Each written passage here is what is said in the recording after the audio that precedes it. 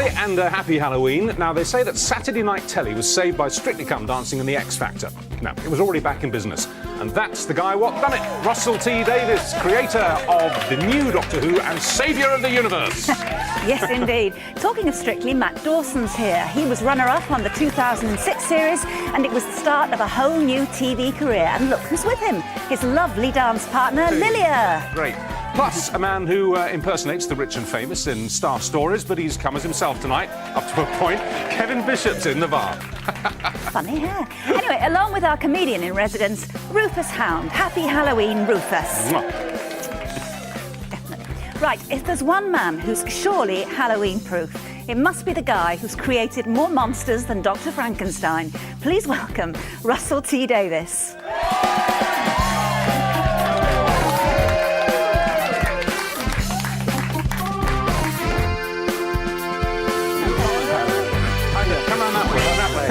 Sorry, plenty of space. Hello, genius. Oh, yes, thank you. How are you? Gina, Hello. good to see you. Hi. Good to see you This set's a bit like a TARDIS, isn't it? Well, we'll have it. More We'll have spacious it. on the inside. The next Yeah. TARDIS for you, sorted. Yeah. Now, this wonderful book, which we'll hear more of later, and is destined to be a Christmas bestseller, I would have thought, for Thank every you. fan.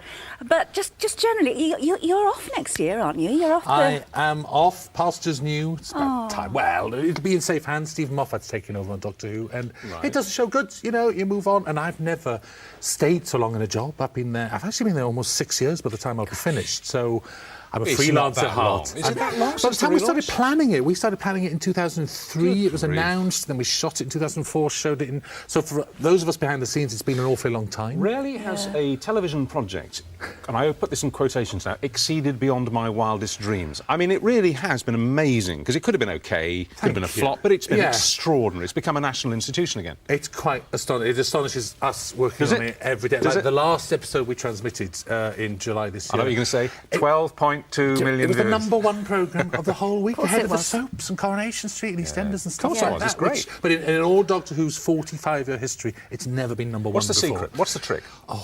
It's hard work. Yeah. I think the trick is Doctor Who, is the format. It was always brilliant, and I'm an old fan, as you know, of the old show. Yeah. And whatever they did in 1963, it was magic. They put something magic together. This is I've never read a book quite like this. Here it is. It's a big old Christmas coffee table book. This. Well, isn't it? It's not.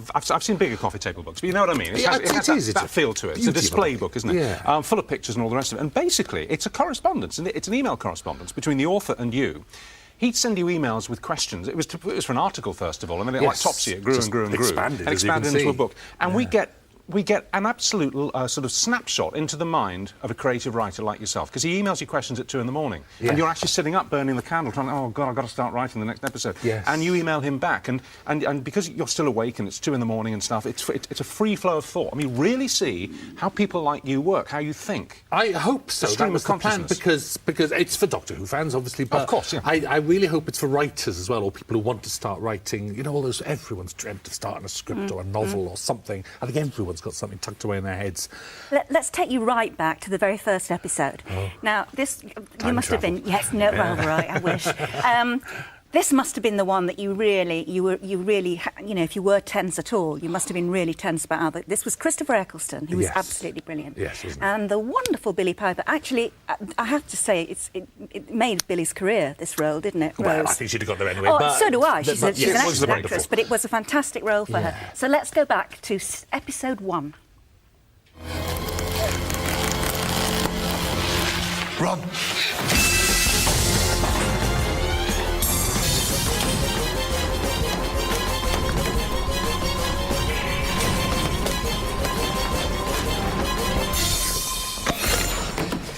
Pulled his arm off. Yep. Plastic. Very clever, nice trick. Who are they then? Students? Is this a student thing or what? They're not students. Whoever they are, when Wilson finds them, he's going to call the police. Who's Wilson? Chief electrician. Wilson's dead. That's not funny. Let's sit. Hold on, mind your eyes. Oh!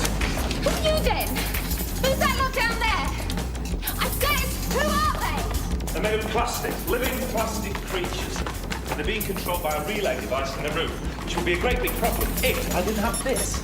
So, I'm going to go upstairs and blow it up. And I might well die in the process, but don't worry about me, no. You go on, go on, go and have your lovely beans on toast. Don't tell anyone about this, because if you do, you'll get them killed. I'm the doctor, by the way. What's your name? Rose. Nice to meet you, Rose. Run for your life. Now, there you've got the fingerprint of the Russell T Davies brand on Doctor Who. Sorry to put it in that horrible, cold brand way. But you know what I mean? You've got amazing casting. Straight off the bat, you've got fantastic casting. And in terms of your monsters, so many of them are these static faces, whether they're showroom dummies, which I've always thought was sinister, particularly at 1 in the morning in a shopping centre. It's just, will they come alive, that thing? We've had dolls under the bed. Carved, the angels, the statues, the stillness of the face. I think the Daleks are the same, actually, because there's no body language whatsoever with them. You Cybermen. search for a face, and the Cybermen are the same. Let's see what your co-author... What's your co-author called? Ben Cook. OK, he's a journalist, isn't he? He's a writer. Yes, yeah, yes, OK. yes, Well, yes. he's actually in the bar. Is that right, Rufus? That is absolutely right. He joins me immediately here, and these people behind him want to whoop, cheer and applaud merely at the mention of his name. Isn't that right? That's right. So rightly so, Ben, because you're an attractive man, and I think people should be enthused by you. There's an aura.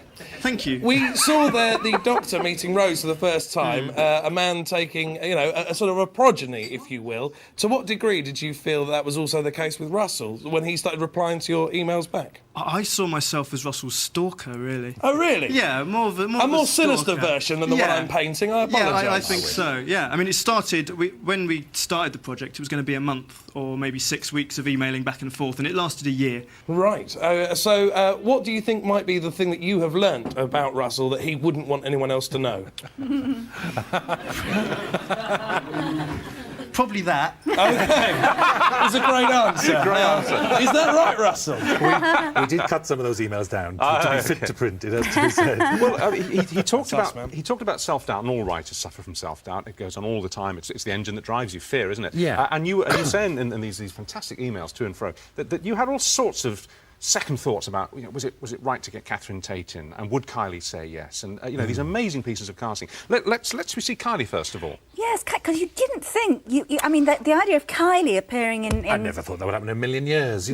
People met people say, "Oh, it'd be nice if Kylie was in this." And you just think, yeah, shut up, and it'll never happen. And she did. It was amazing. Such an amazing time. Incredible. OK, let's see her. Mr. Capricorn! I resign.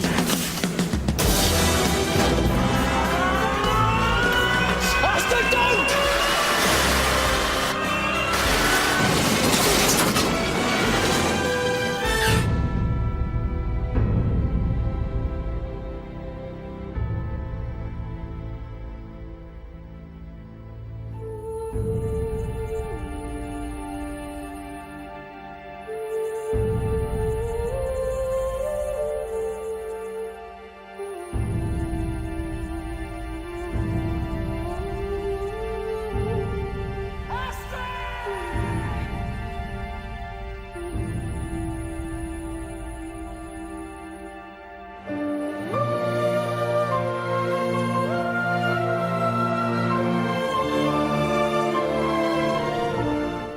She fancies him. Something wrong. Who Hanging doesn't? on a wire in a Cardiff factory. We don't often get Kylie Minogue to do that. She did.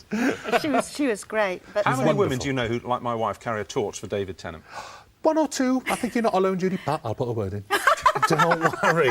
Catherine Tate, did you have to think long and hard about that? Because it was a controversial piece of casting at first. I didn't, to be honest. I never thought we'd get her for a whole year because she writes her own material, Yeah. she's doing films and stuff like that. Yeah. I never even thought it was possible. She'd done one with us as a Christmas special. And then it was literally relayed back to me via word of mouth that she'd love to do a whole year. And it was an instant yes. I knew what a good actor she was. Here's a bit of it, and again, this is what you've done, and I hope this continues once you've gone next year. You every now and again, just as in the casting of Catherine Tate, you turn the whole concept on its head, and here is the Doctor, for the first time I can remember, at a complete loss, and Catherine is horrified, as we are, the viewers. All right. I came here when I was just a kid, 90 years old.